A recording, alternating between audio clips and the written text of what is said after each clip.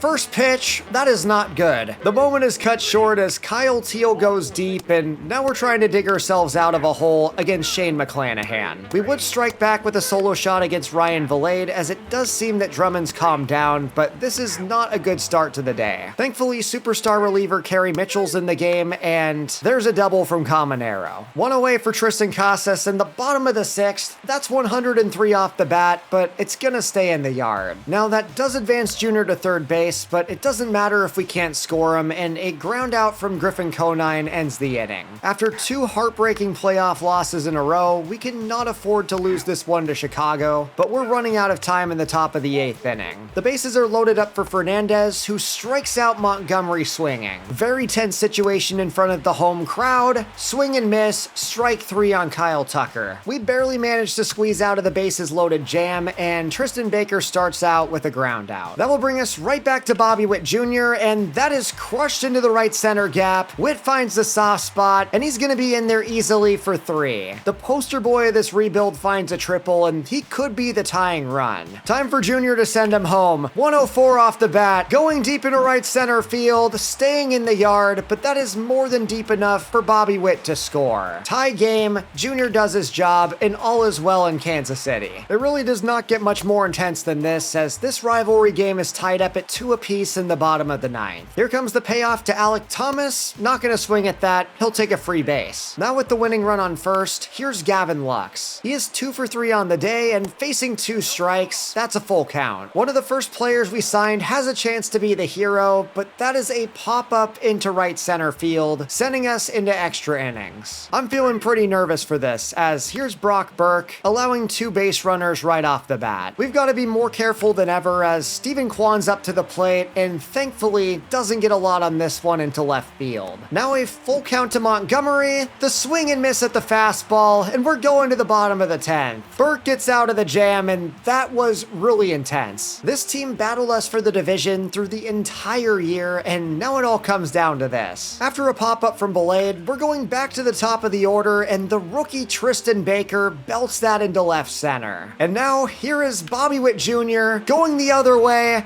That drops in, staying fair, and this one is over. The Kansas City Royals have done it, knocking off the White Sox in 5 games, and oh boy, we're moving on to the ALCS. What an absolute sweaty, but how fitting is it that Bobby Witt Jr. delivered the final run. We have waited 6 years for this, but I truly believe this team is special. That will bring us to the ALCS, where we're taking on the Athletics, and we've already seen their roster, but let's take a look at it one more time. I knew this one was going to come down to either them or the Mariners, and while I think that the Athletics are the easier matchup, I don't exactly think they're easy. They've got Kurtz, they've got DeVries, they've got Nick Lodolo, and the list kind of just goes on. JJ Weatherholt, Evan Carter. Yeah, this one's gonna be tough. Not to mention, they've also got Timu light version of Shohei Ohtani, and as a two-way player that just made the All-Star game at both positions, all I'm saying is watch out. Now I just realized that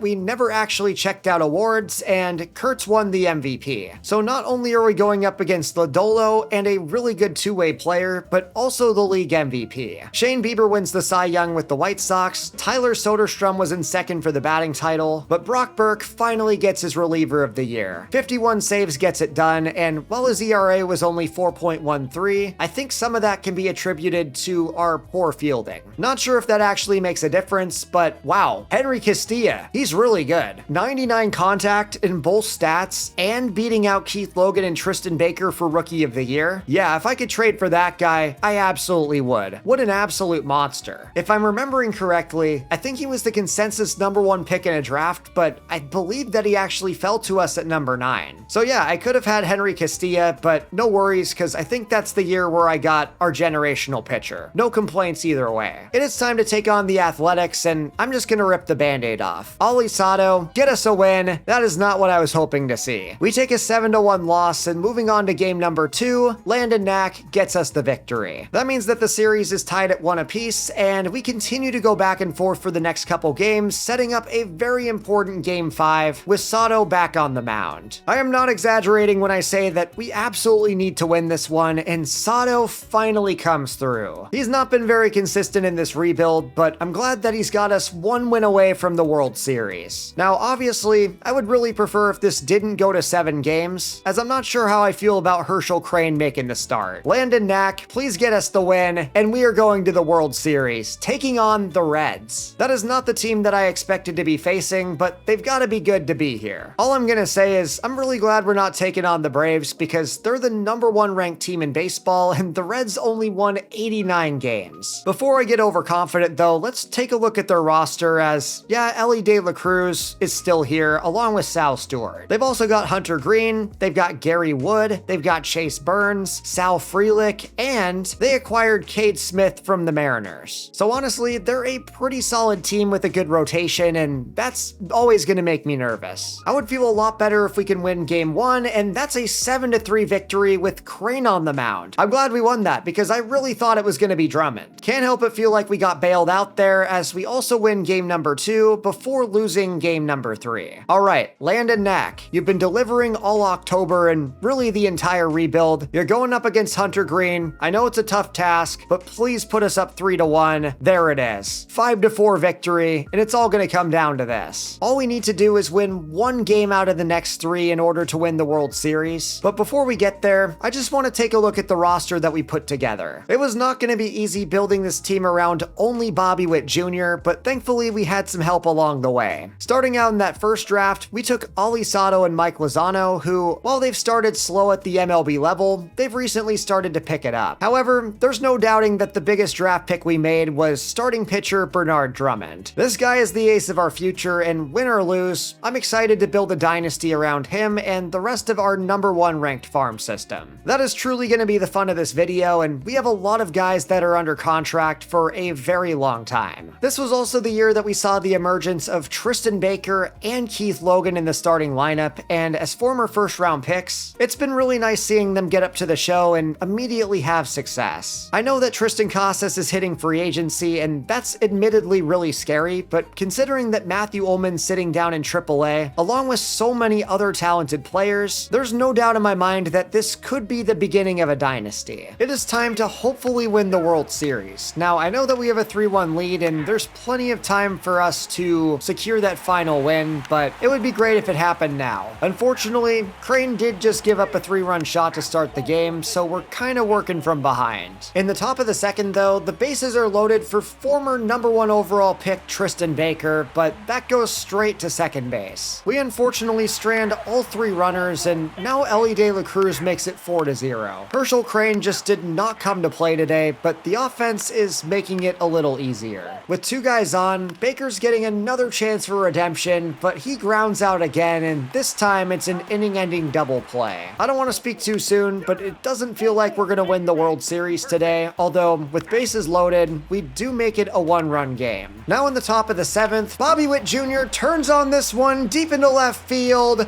That is gone, and Kansas City has taken the lead. Ever since that 3-run shot in the first inning, we have been scratching and clawing to gain the momentum back in this game, and Witt Jr. with 1 swing gives us the lead. And how fitting is it that he's high-fiving Gavin Lux at home plate? They're the longest tenured Royals on the team, sharing an infield over the last 5 years. They played together through some pretty difficult seasons, seasons, so I think it's fair to say that a World Series would mean pretty much everything. Trying to survive in the bottom of the 8th as Jordan Wicks strikes out the side, and with Junior Caminero at the plate, we're looking for the dagger in the 9th as Witt takes off for second. We're trying to secure a multi-run cushion, which will be easier said than done, although Witt does get to third base. Now with 2 away, Tristan Casas is trying to score him. There's good contact up the middle, but De La Cruz has way too much range. So here is reliever of the year Brock Burke trying to close out a 1-run win. He would get off to a good start, retiring the first and second batters. Now with only 1 out to go in the World Series, here is Carson Kelly, trying to get him with the outside fastball, winding up, making the pitch, and he does not swing at it. In there for strike 3, and the Royals secure the World Series victory. Brock Burke closes it out, and what a freaking game. We fell behind 3-0 early, but we rallied right back, and it was none other than Bobby Witt Jr. delivering the go-ahead 2-run shot. We're on top of the baseball world 6 seasons in, and there's no reason to think that this team does not have a lot of room to get better. Once our draft classes reach their potentials, we're going to be absolutely insane, and it's going to be a lot of fun to watch. We are on top of the baseball world, but that doesn't mean we can stop improving the squad. We have 4 players hitting free agency, and they're actually pretty big deals. Not going to bring back Nolan Gorman after the season that he had, as even though he hit 43 home runs and 36 in 2 consecutive years, a 183 average is just not worth taking a chance on. I'll get back to Tristan Casas, but Alek Thomas, I also don't think it's right to bring him back. He is 31 years old, so he might have a couple more good seasons ahead of him, but I also feel like it's time to move on to another center fielder. So that is already 2 out of the 4 that we're not bringing back, and Brock Burke, reliever of the year, what do we do with him? He has improved from 74 to 76 overall, and with his performance over the last couple years, I know his ERA wasn't that good this year, but considering that he's put up 50 save seasons 2 years in a row, I would really regret not bringing him back on a 1-year deal. 1 year, $6 million,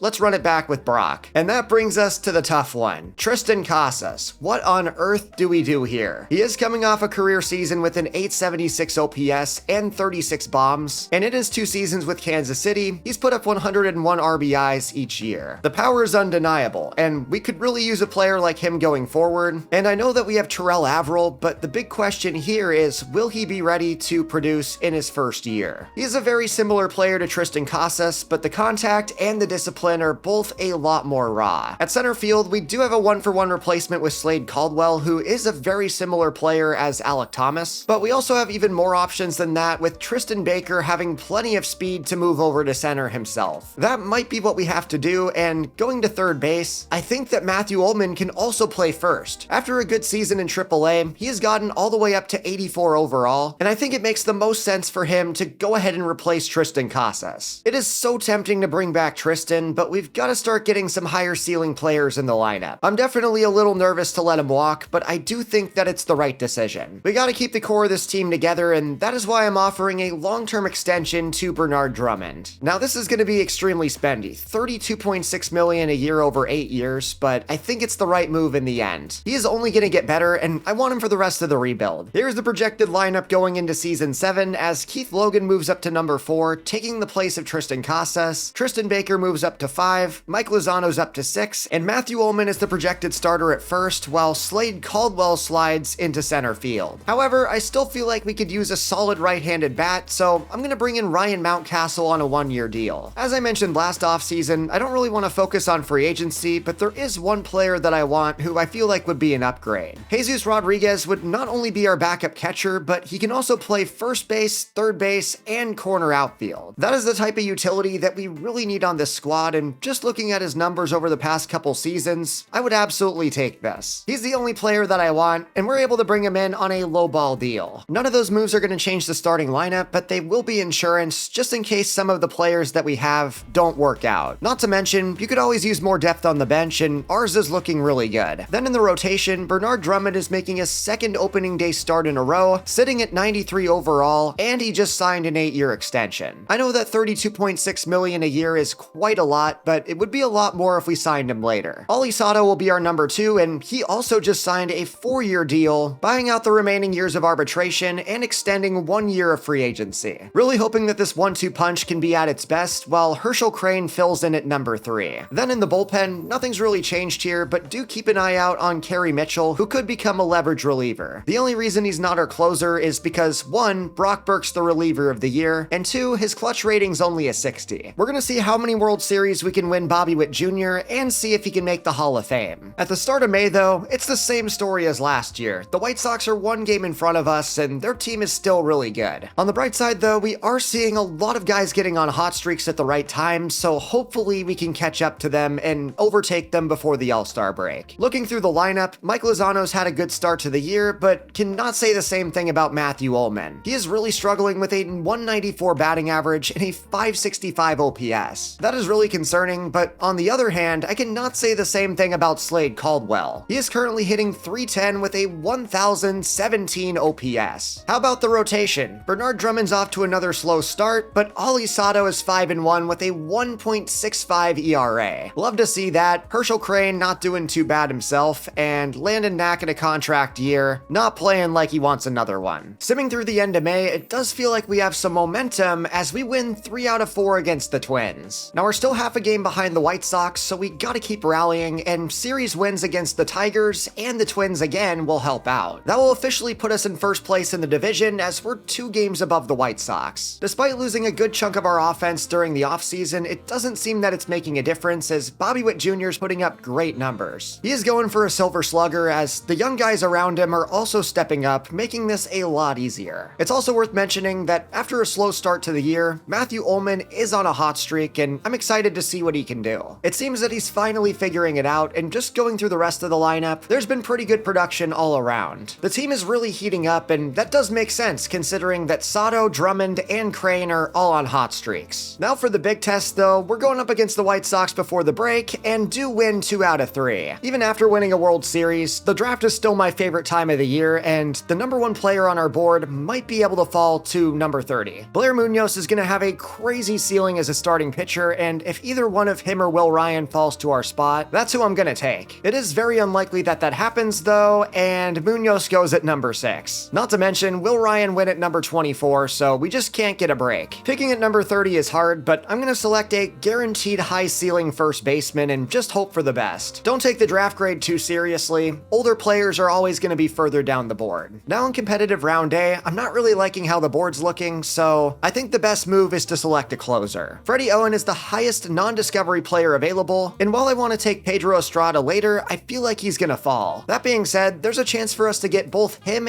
and Owen in the same draft. And simming to round number 3, I do see that he's still available, along with Pablo Rivera, who will be my selection. I don't know what's going on with this franchise, but for some reason, we're seeing a lot of really good catchers and just added another one to the organization. Now in round number 5, we are going to take a flyer on Pedro Estrada, and I feel like this is a low-risk, high-reward selection, especially towards the end of the draft. It may not have been the best draft in the world, but I do feel like we got some good players to add to the system and keep us competitive for years to come. That will bring us into the All-Star break with a 63-34 record as we are taking the White Sox lunch money. And looking at the starters in the All-Star game, we're going to be getting some good news. Ali Sato and Herschel Crane have both made the game, along with second-year third baseman Keith Logan and Bobby Witt Jr. It is a little concerning to see that Witt is already regressing, but clearly it is not affecting his performance on the field yet. That is pretty good news overall, as going through the rest of the voting, those were our only 4 representatives. That is still a whole lot better than last year, as Aaron Judge is still doing his thing at 39 years old. That's kind of insane. He's trying to go out with a bang, and looking at the Cy Young voting, Ali Sato and Crane are 1 and 2. That is a huge deal for our young rotation, as even though it would be nice to see Bernard Drummond here, I can't complain about our 2 and 3 outshining him. That's a really good problem to have, and going through the rest of the major awards, Matthew Ullman's in 3rd place for Rookie of the Year, but that's pretty much it. Really fun year so far for the Royals, as we are well on our way to earning the number 1 seed in the American League for the 2nd year in a row. Matthew Ullman's heating up, Mike Lozano's heating up, and really the rest of the team is not showing a lot of weakness. Then in the rotation, it's looking like somebody dropped a mixtape, because there's a lot of fire on this page. Everybody's on a hot streak, including 85 overall 23-year-old Jason Baker. If we can keep this up for the rest of the season, we might have the best rotation in the league, if we don't already. We're still in a really good spot at the start of August with a 7.5 game lead in the AL Central. We're on pace to have the best record in the entire American League and one of the best in all of baseball. And with the lineup absolutely cooking, I didn't see a reason to make any acquisitions selections at the deadline. One of the biggest reasons for this is the emergence of Matthew Ullman. He definitely took his time getting through the minors, but he's now up to 88 overall, and on top of that, I think he has 97 potential, so he's gonna get even better. Really glad that he's finally figured it out, as he is one of 6 players in this lineup on a hot streak. Then in the rotation, we've got probably the best 1-2-3 in the game, as either Herschel Crane or Ollie Sato is looking to win a Cy Young. It's also been a good year for Bernard Drummond, who's up to 96 overall, while Landon Knack is still doing his thing, and Jason Baker has shown signs of improvement. We're gonna get through the rest of the season, but first it's time for the MLB draft, and jumping straight into it, that is a lot of 90 potentials. It does seem that David Spanos was the best pick that we could have made, and I'm really glad that it worked out. It's gonna take some time to develop the contact versus left, but as a left-handed bat who can mash righties, he might have a future as a platoon. Then with our next selection, we took the best closer on the board, and Freddie Owen did not disappoint. 93 potential, 75 overall. That's a really big deal, especially in a bullpen that's gonna be losing some talent over the next couple years. He was not the only reliever we drafted, but we'll get to that later on, as we followed up taking a 90 potential starting pitcher and a 92 potential catcher. That was 2 very good selections there, as then we took a reliever, followed up by discovery closer Pedro Estrada, who is just as good as Freddie Owen. 94 potential, 75 overall. That is a heck of a pull in the 5th round. So just disregard this selection and focus on the rest of the picks. I think I'm gonna give this draft an A-.